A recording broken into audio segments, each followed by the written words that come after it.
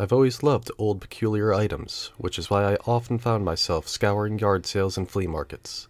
One day, in a quiet street in the old part of town, I stumbled across a beautifully handcrafted marionette. Its porcelain face was immaculately painted, giving it an ethereal and lifelike quality, yet its eyes seemed void, looking right through me. The old woman running the stall seemed eager to be rid of it. "It's been in my family for ages," she said, lowering her voice, "but it needs a new home." She practically gave it away, muttering something about nighttime noises.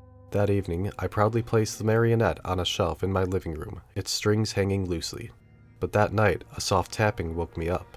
Disoriented, I searched for the source and found the marionette on the floor, as if it had tried to walk but collapsed. Chalking it up to a draft, I placed it back on the shelf and returned to bed.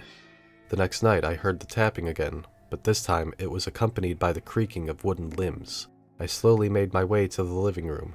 To my horror, the marionette was no longer on the shelf. I found it closer to my bedroom door, its lifeless eyes now possessing a faint gleam. I locked it inside a wooden chest and pushed the chest to the attic. Weeks passed without incident, until one evening when faint music drifted through the house. A soft, haunting melody, like a lullaby from another time.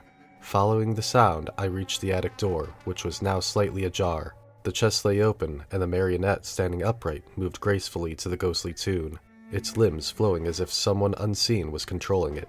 Horrified, I ran down the stairs, but every step echoed with the sound of wooden feet following closely behind.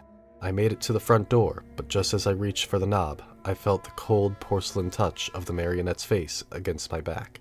Then, everything went dark. The next yard sale at Marlow Street had a new stall. A young man was selling various old items, but a beautiful marionette caught the eye of a passerby.